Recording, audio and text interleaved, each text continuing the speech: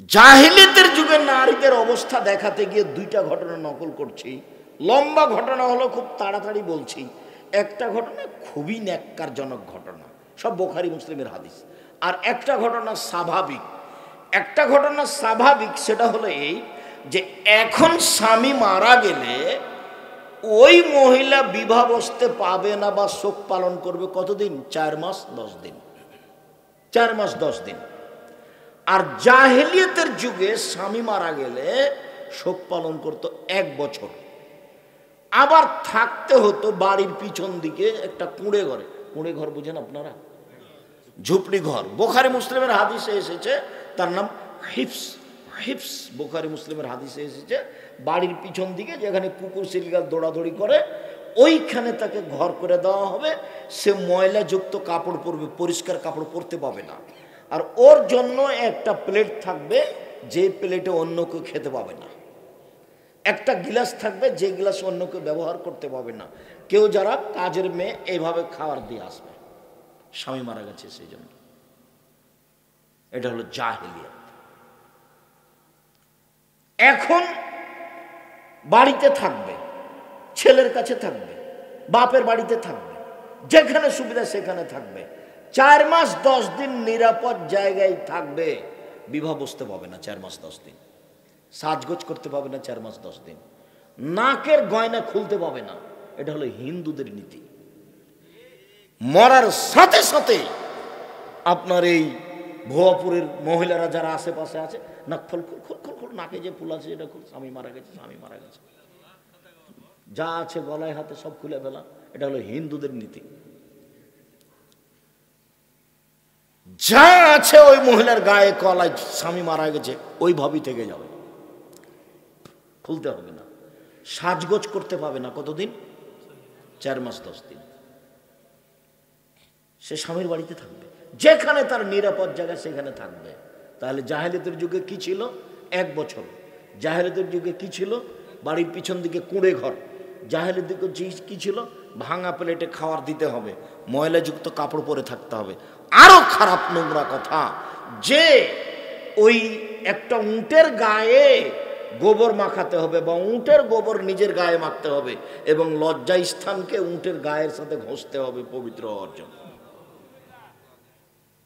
এটা হলো জাহেলিয়াত আর এটা হলো ইসলাম। আর জাহেলিয়াতের যুগে বাড়ির সামনে পতাকা দেওয়া থাকতো, এই মেয়ের সাথে জেনা করে যে সন্তান হবে সে হবে সমাজের নেতা। তো কত মানুষ আসবে, একটা সময় পর্যন্ত তার সাথে জেনা চলবে।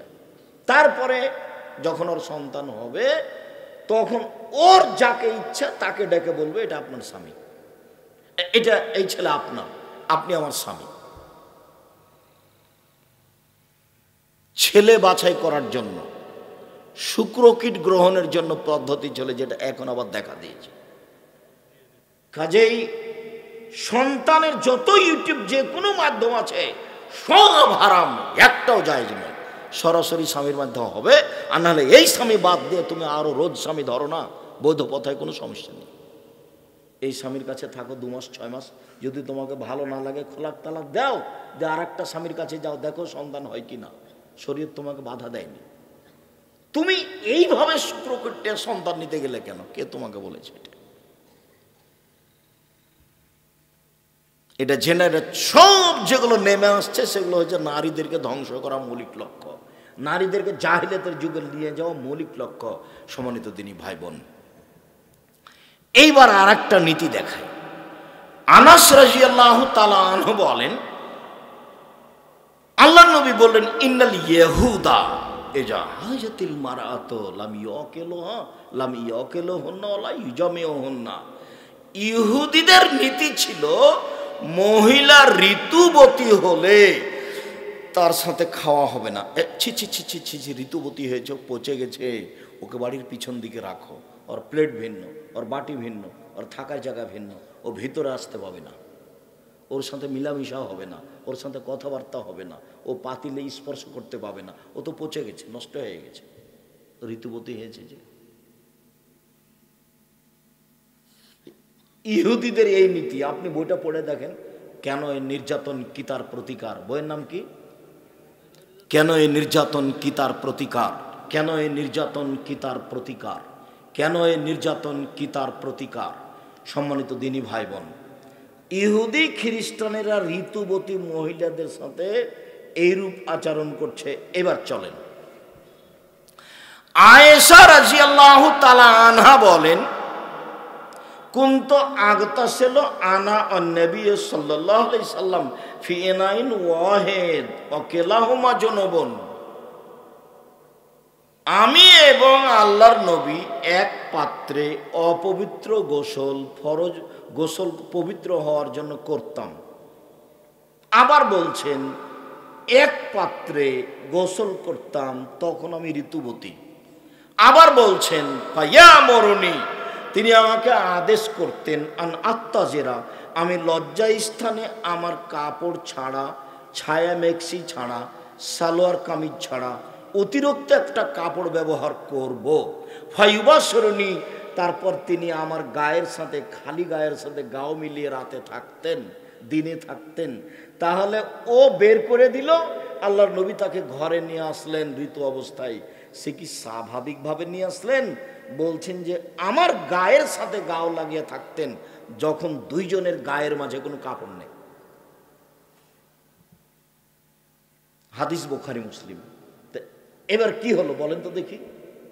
ও ইহুদি খ্রিস্টান নারীদের অবস্থান কোথায় করেছে, আর মুহাম্মদ সাল্লাল্লাহু আলাইহি ওয়াসাল্লাম নারীদের অবস্থান কোথায় রেখেছে? আয়েশা রাদিয়াল্লাহু তাআলা আনহা বলেন, কুনতু আশরাবু সুমা উনাবিলুহু, আমি গিলাসে পানি পান করেছি, অনাহাইজ, তখন আমি ঋতুবতী। তারপর গিলাসটা আমি তাকে দিয়েছি। ফায়া যাও ফাহু ফিমজে ফিয়ে, তিনি ওইখানে মুখ লাগিয়ে পানি পান করলেন যেখানে আমি মুখ লাগিয়ে পানি পান করেছি। শুধু প্রেম প্রীতি ভালোবাসায় নিয়ে যাবেন না, সমাজ একটা ঠেকিয়ে একটা সমাজ চালু করা হচ্ছে। বুঝাতে পারি না কথা মনে হয়? সামাজিক গতি একটা ঠেকিয়ে কি করা হচ্ছে, আর একটা চালু করা হচ্ছে। সমাজে ইহুদি খ্রিস্টান ভর্তি। আয়েশা রাদিয়াল্লাহু তাআলার নিজস্ব বিবরণ। আয়েশা রাদিয়াল্লাহু তাআলা বলছেন, ওয়াতাররাকুল আরকা, আমি একটা গোশত দাঁতে ছিঁড়ে খেতাম, সুমাউনা বেলহু, তারপর ওই গোশতের টুকরায় রাসূলের হাতে দিতাম। ফায়া যাও ফাউ ফিমজে ফিয়ে, তিনি গোশতের ওখানে মুখ লাগাতেন যেখানে আমি মুখ লাগিয়ে ছিঁড়ে খেয়েছি। ওয়ানাহাইজ, তখন আমি ঋতুবতী। আগের যে ইহুদি খ্রিস্টানদের অবস্থা ঋতুবতী নারীর সাথে যেটা বললাম, সেটা ভালো করে মনে রাখতে হবে। ওদের সাথে খাবেও না, ওদের সাথে মিশবেও না। কেন? ঋতুবতী হয়েছে এই জন্য। কথা বুঝাতে পারিনি। আয়েশা রাদিয়াল্লাহু তাআলা আনহা বলেন, আল্লাহর নবী আমাকে বললেন, আয়েশা নাবেরিল খুমরাতে মিনাল মসজিদে, মসজিদ থেকে জায়নামাজটা দাও তো, আমি সালাত আদায় করবো, জায়নামাজটা দাও। তা আয়েশা রাদিয়াল্লাহু তাআলা বলছেন, ইন্নী হিজতু, আমি যে ঋতুবতী। তখন আল্লাহ রাসূল বলছেন, ইন্না হাইজাতাকে লাইসাত ফি ইয়াদিকে, আরে ঋতু তো তোমার হাতে লেগে নেই। হাইজের রক্ত কি তোমার হাতে লেগে আছে? মসজিদে যাও, জায়নামাজ নিয়ে আসো, জায়নামাজ আমাকে দাও। ঋতুবতী অবস্থায় মহিলারা মসজিদে বসে থাকবে। মসজিদে নববীতে একটা ঘর করা ছিল যেখানে যুবতী মেয়ে থাকতো। মসজিদে নববীতে একটা ঘর করা ছিল যেখানে মসজিদে যুবতী মেয়ে থাকতো এবং মসজিদটা ঝাড়ু দিত। ঋতুবতী অবস্থায় ওরা নামিয়ে দিল বাহিরে, একবারে বাড়ির বাহিরে, আর মুহাম্মদ সাল্লাল্লাহু আলাইহি ওয়াসাল্লাম নিয়ে আসলেন ঘরে, মসজিদে। ওটাও বুখারী, এটাও বুখারী।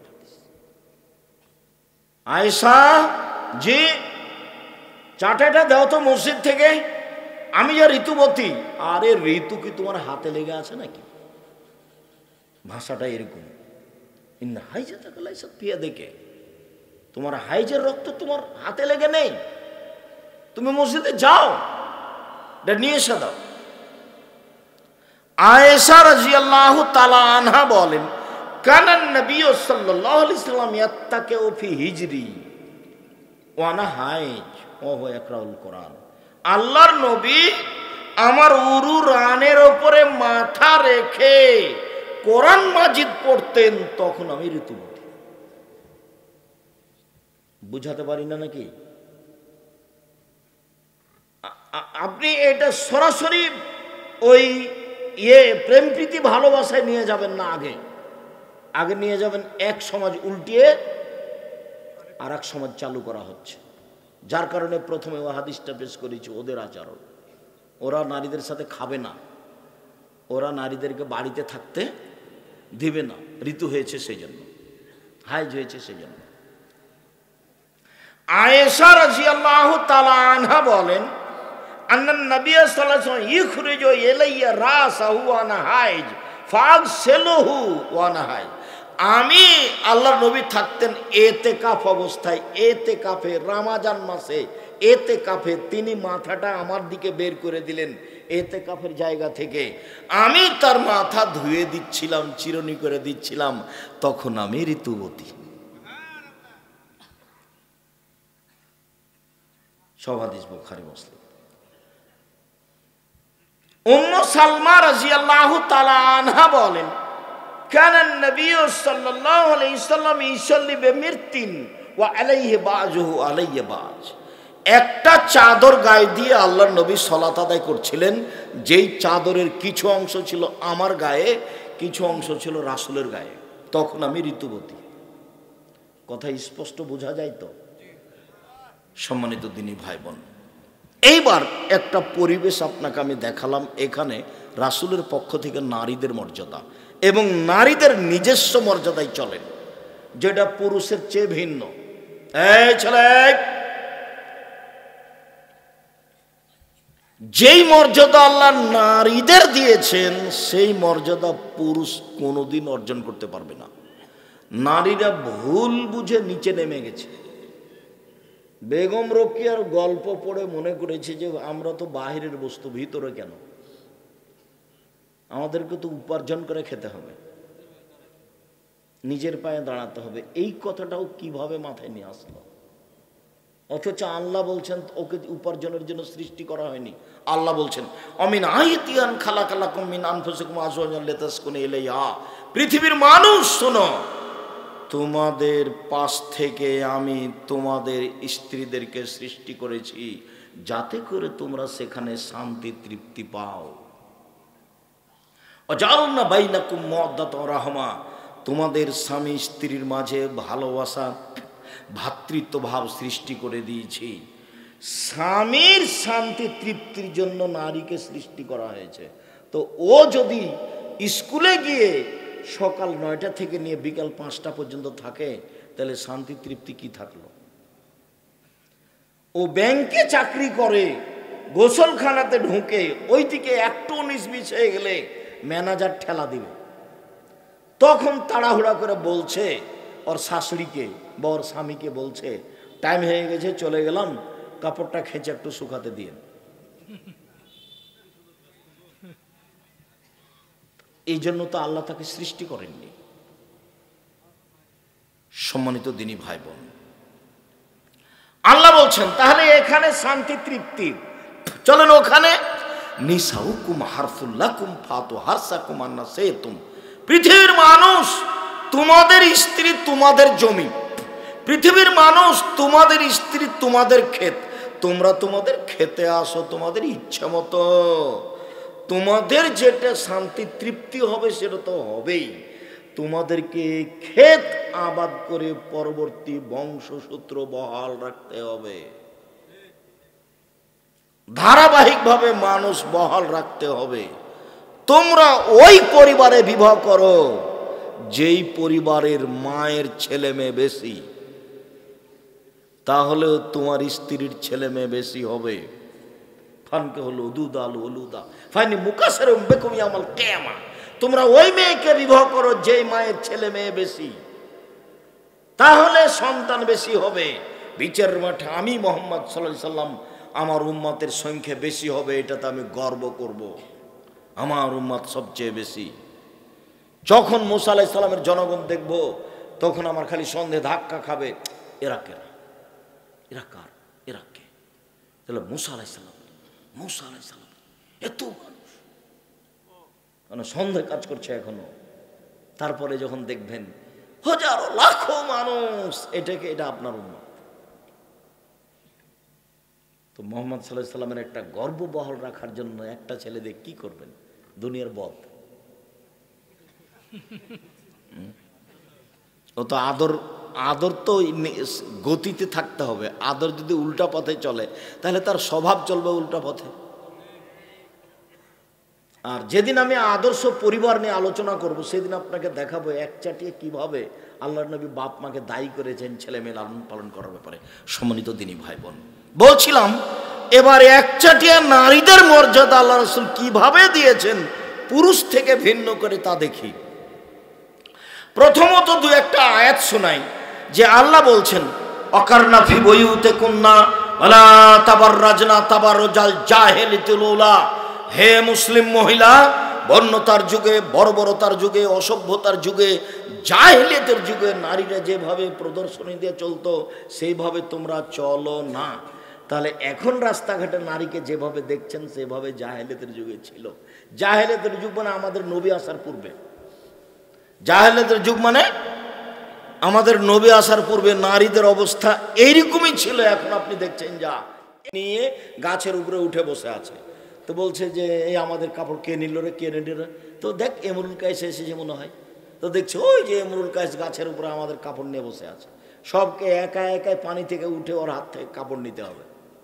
এগুলো লেখা আছে ঘটনা। জাহেলিয়াতের একটা আপনাকে বাস্তব ঘটনা দেখালাম, ওগুলো তো বুখারী মুসলিমের হাদিস। সম্মানিত দিনী ভাই বোন, দেখাচ্ছি তাদের মর্যাদা। আব্দুর রহমান আওফ রাদিয়াল্লাহু তাআলা আনহু বলেন রাসূল সাল্লাল্লাহু আলাইহি সাল্লাম বলেছেন নারীরা যদি চারটা কাজ করতে পারে জান্নাতের সব দরজা খোলা। পুরুষ এমন কোন চারটা কাজ নাই জীবনে পুরুষের যে চারটা কাজ করে জান্নাতে চলে যাবে, এরকম সুবিধা পুরুষের নেই। নারী চারটা কাজ করলে জান্নাতের সব দরজা খোলা। এক, 5 ওয়াক্ত সালাত। 2, রমজান মাসে রোজা। 3, স্বামীকে মেনে চলা, তিতা লাগলে মিঠা লাগলেও। 4, জেনায় লিপ্ত না হওয়া। জান্নাতের সব দরজা খোলা। কেউ যদি বলে আব্দুর রাজ্জাক সাহেব থামেন থামেন থামেন, আমরা একদিন শুনেছিলাম যে অজু করার পরে কেউ যদি বলে আশহাদু আল্লা ইলাহা ইল্লাল্লাহু ওয়াহদাহু লা শারীকা লাহু ওয়া আশহাদু আন্না মুহাম্মাদান আবদুহু ওয়া রাসূলুহু, তাহলে তার জন্য জান্নাতের সব দরজা খোলা। তো এটা পুরুষ নারী সবাই সমান না শুধু পুরুষের এটা হলো? সবার সমান। তাহলে আপনি পুরুষের জন্য এই সুযোগ দেখাতে পারবেন না। এটা হলো নারীদের পার্সোনাল মর্যাদা। এটা কোনো দিন আর জীবনে কোথাও বের করতে পারবেন না যে চারটা কাজে করলে জান্নাতের সব দরজা খোলা। কেউ যদি এটা পেশ করে এ দেখেন শোনেন শোনেন, আল্লাহ নবী বলেছেন ওযু করার পরে যদি কেউ বলে আশহাদু আল্লা ইলাহা ইল্লাল্লাহু ওয়াহদাহু লা শারীকা লাহু ওয়া আশহাদু আন্না মুহাম্মাদান আবদুহু ওয়া রাসূলুহু, তাহলে জান্নাতের সব দরজা খোলা। তাহলে এটা কি তার কথাটা টিকবে? মহিলা যদি বলে ওযু করার পরে তো তারও, পুরুষ যদি বলে ওযু করার পরে তো তারও। আল্লাহ রাসূল বলেছেন শোনো, কারো যদি অসুখ বিসুখ হয়, অসুখ হলে ডাক্তারের কাছে যাবেন না, এ নীতি বাতিল। অসুখ হলে থামেন, আগে কয়েকদিন থামেন, ধৈর্য ধারণ করেন। অসুখ হয়নি, খালি দেখা দিয়েছে তাই সিঙ্গাপুর, এটা ভুল। অসুখ হলো নেকি পাপ মুছে যাওয়ার মাধ্যম। 1 মিনিট, যেহেতু কথাটা চলে এসেছে কাজে দুটা কথা বলছি। এক, রাসূল সাল্লাল্লাহু আলাইহি ওয়াসাল্লাম বলেছেন অসুস্থ হওয়ার পরেও কেউ যদি বলে আলহামদুলিল্লাহ, তাহলে লোকটা হয়ে যাবে সেই দিনের মতো যেদিন তার মা তাকে জন্ম দিয়েছে। তাহলে এই কথাটা পুরুষের জন্য খাস না সবার জন্য? সবার জন্য। আর একটা কথা যেটা অসুস্থতার সাথে খাস, আমাদের সাথে নয়, এখনকার আলোচনার সাথে নয়। তো রাসূল সাল্লাল্লাহু আলাইহি সাল্লাম বলছেন এই মেয়েটা জান্নাতি, এই মেয়েটা জান্নাতি, এই মেয়েটা। আব্দুল্লাহ ইবনে আব্বাস বলছেন যে এই মেয়েটা জান্নাতি। কেন? এই মেয়েটা রাসূলের কাছে এসেছিল, এসব বলল যে আপনি একটু আল্লাহর নবীর কাছে দোয়া কর, আল্লাহর কাছে দোয়া করেন। কেন? আমি মির্গির রোগে আক্রান্ত, উল্টে পড়ে যাই, আবার কাপড় খুলে দিই, উলঙ্গ হয়ে যায়। তখন আল্লাহ রাসূল বলছেন, দেখো ইন তসবিরি ইসবেরি, তুমি যদি এটা ধৈর্য ধারণ করতে পারো তো তুমি ধৈর্য ধারণ করো, তোমার জন্য জান্নাত হবে, ফল ভালো হবে। আর যদি ধৈর্য ধারণ করতে না পারো তো চিকিৎসা করতে পারো। তাহলে ঠিক আছে আল্লাহ নবী, আমি ধৈর্য ধারণ করলাম, আমি মির্গির রোগে উল্টে পড়ে যাই, আমি চিকিৎসা করব না, তবে একটু দোয়া করেন আমি যেন ওই সময়তে অজ্ঞান হয়ে কাপড় খুলে না দিই। আচ্ছা ঠিক আছে, তোমার জন্য দোয়া করলাম। এখন আরো কাপড় খুলে দেয় না, মির্গির কারণে উল্টে পড়ে যায়। এখন আব্দুল্লাহ ইবনে আব্বাস বলছেন, এ দেখেন এই হলো জান্নাতি নারী। আল্লাহ নবী বলেছেন এ অসুখের উপরে ধৈর্য ধারণ করেছে, এই জন্য জান্নাতে যাবে। তা এখন যদি কারো বেশি অসুখ হচ্ছে তাহলে গ্রামবাসী বলছে যে কত যে পাপ করেছে, মানে ধর্ম কর্মর সাথে কারো সম্পর্ক নাই, কি পড়লো না পড়লো, নাকি মাস্টার ডিগ্রি পাস করেছে। আর তোমাদের ভুয়াপুরের বড় ডাক্তারের কথা তো তোমাদের বলেইছি, যে পিজি হাসপাতালে চাকরি করছে, লন্ডন থেকে পড়ে এসে 3 লক্ষ টাকা বেতন। তো সেই দিন আমাদের গ্রামে আসলো, গাড়ি থেকে নামলো, দেখলাম যে প্যান্ট পরে আছে, টাকনোর নিচে আছে, দাড়ি চাঁচা আছে, গলায় টাই আছে, হাতে সিগারেট আছে। একটু পরে দেখলাম যে বৌমা গাড়ি থেকে নামলো, গায়ে হালকা হালকা কাপড় আছে। একটু পরে দেখলাম নাতনি গাড়ি থেকে নামলো, গায়ে কাপড় নাই। একটু পরে দেখলাম গাড়ির পিছন দিকে কুকুর আছে। ফলাফল হলো এইটা। আর একটু দেখবেন আপনার ছেলেটা একেবারেই শয়তান। সেটা কি? এই গ্রামের একটা বৃদ্ধ মানুষ গেছে চিকিৎসার জন্য, তার 5-7টা দিয়েছে, টেস্ট দিয়েছে, জানে যে এতগুলো লাগবে না। তারপরেও যখন ফলাফলে এসেছে তখন ঔষধ লিখেছে ওই কোম্পানির, যে কোম্পানি তাকে টাকা দেয়, ও জানে যে এর চেয়ে ভালো ওষুধ আছে। তাহলে এবার আপনার টাকার খবর কি? আপনি যে লাখ লাখ টাকা খরচ করলেন পড়ানোর জন্য, এবার আপনার কি অবস্থা? এখন বলতে হবে আস্তাগফিরুল্লাহ ওয়া আতুবু ইলাইহি, ছেলের পিছনে যাহা করিয়াছি, ভুল করিয়াছি, তুমি আমাকে মাফ করিয়া দাও। আমি কান্নাকাটি করে তোমার দরবারে প্রার্থনা করি, আমার ছেলে আমাকে ফিরিয়ে দাও। আমি এই ছেলে চাইনি, মুহাম্মদ সাল্লাল্লাহু আলাইহি সাল্লামের নীতিতে আমার ছেলে থাকবে, এটা আমি চেয়েছি, তুমি ছেলে ফিরিয়ে দাও। আপনি দোয়া করেন, আপনার স্ত্রীকে দোয়া করতে বলেন, ছেলে ফিরে আসতে পারে। ফাঁকি দিয়ে আর কোনোদিন প্রেসক্রিপশন লিখবে না, এটা হতেও পারে। সম্মানিত দিনী ভাই বোন, চলেন। মহিলা রাসূল সাল্লাল্লাহু আলাইহি সাল্লাম বলেন, আনাস রাদিয়াল্লাহু তাআলা আনহু বলেন, মান আলাত জারিয়াতাইনে, কেউ যদি 2টা মেয়ের লালন পালন করে, 2টা, ফাজায়াউল কিয়ামা আনা ওয়া হুয়া ফিল জান্নাতে হাকাজা, তাহলে সেই লোক আর আমি জান্নাতে থাকবো। এইভাবে দিয়ে তর্জনী আর মধ্যমায় 2টো আঙ্গুল জমা করে দেখালেন পাজাম্মা। এই শোনো, কেউ যদি 2টা মেয়ের লালন পালন করে, সেই বাপ আর আমি জান্নাতে এইভাবে থাকবো। তখন জমা করলেন আঙ্গুল 2টা, একসাথে থাকবো। 2টা ছেলে লালন পালন করলো, 10টা ছেলে যদি মাস্টার ডিগ্রি পাস করান, লন্ডন আমরি থেকে পড়িয়ে নিয়ে আসেন, 1 পয়সা লাভ নাই। তো পড়াবেন কেন? জন্ম দিয়েছেন এই জন্য, এটা আপনার জিম্মেদারি। আব্দুল রাজ্জাক সাহেব, থামেন, আপনাদের তো বক্তব্য শুনেছি, ওর ভালো ছেলে বাপ মায়ের জন্য দোয়া করে। আরে ওটা ভালো ছেলে নয়, ওটা ওয়ালাদুন, ছেলে মেয়ে দুটাই। যখন মেয়ে ভালো হবে তো ভালো, ছেলে ভালো হবে তখন ছেলে ভালো, ওটা খাস নয়। অতএব ছেলের কোনো পথই নাই, ও দিয়ে কোনো লাভ নাই, ও দিয়ে কোনো লাভ নাই। পড়াবো কেন? জন্ম দিয়েছি এই জন্য। যা করবে, যত অন্যায় সব জবাব আমাকে দিতে হবে, আপনাকে দিতে হবে। আল্লাহ নবী বললেন, আনফিক আলা ইয়ালিক মিন তাওলিক, তুমি উপার্জন করে তোমার ছেলে মেয়েকে পড়াও। ভুয়াপুরে বাড়ি, জমিদারি আছে, জমি বিক্রি করে ছেলে মেয়েকে শিক্ষিত করো, মানুষের মতো করো। নেই জমিদারি, মানুষের বাড়িতে কাজ করে করো, শিক্ষিত করো, মানুষের মতো করে গড়ে তোলা আদেশ আল্লাহ নবীর। তাহলে কাজও করতে পারি না, উপার্জনের শেষ পথ হলো ভিক্ষা করা। ভিক্ষা করে ছেলে মেয়েকে পড়াতে হবে, ছেলের টোকাই হতে পারে না। ভিক্ষা করে মেয়েকে পড়াতে হবে, মেয়ে গার্মেন্টসে যেতে পারে না অন্তত 25 থেকে 30 বছর পর্যন্ত। ভিক্ষা করলে কে করবে? বাপ, ছেলে করবে না। মানুষের উপার্জনের শেষ পথ কি? ভিক্ষা। ছেলে মেয়েকে লালন পালন করবে বাপ, শেষ পর্যায়ে কি করে? ভিক্ষা করে। এটাই আদেশ। আল্লাহ রাসূল বলছেন, তোমার উপার্জন দিয়ে তুমি ছেলে মেয়েকে লালন পালন করো, মানুষের মতো গড়ে তোলো। একচাটিয়া আদেশ যখন এসেছে বাপের জন্য, তখন এগুলো হাদিস এসেছে একচাটিয়া। একদিক থেকে বলা হচ্ছে বাপকে তুমি করো, তুমি করো, তুমি করো, তুমি করো, তুমি ছেলে মেয়ে লালন পালন করো, তুমি ছেলে মেয়ে এই করো, তুমি পরিবারকে এই করো, একচাটিয়া বলতে দেখেন আল্লাহ নবী। নারী পার্সোনাল মর্যাদা। উকবা বিন আমির রাদিয়াল্লাহু তাআলা আনহু বলেন, রাসূল সাল্লাল্লাহু আলাইহি সাল্লাম বলেছেন, মান কানা লাহু সালাসু বানাত, কারো যদি 3টে মেয়ে থাকে, ফাসাবারা আলাইহিন্না, তার উপরে যদি ধৈর্য ধারণ করে,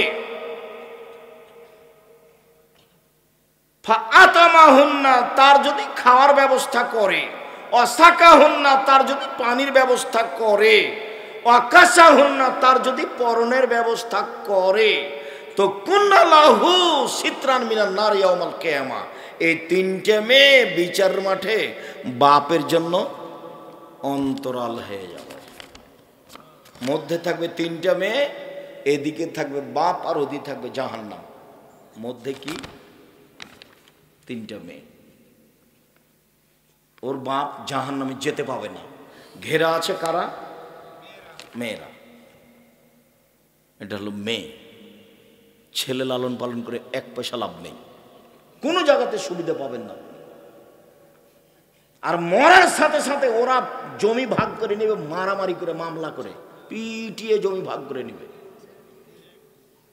দেরি হলে আপনার মরার আশা করবে, আপনাকে মারবে, মেরে জমি ভাগ করবে। আমাদের গ্রাম, আমার চোখের সামনে বাপ মরে যাওয়ার পরে 2 ভাই জমি ভাগ করলো, বাড়ি ঘর ভাগ করলো, শেষ পর্যন্ত ঢেঁকিটা কেটে ভাগ করে নিয়েছে।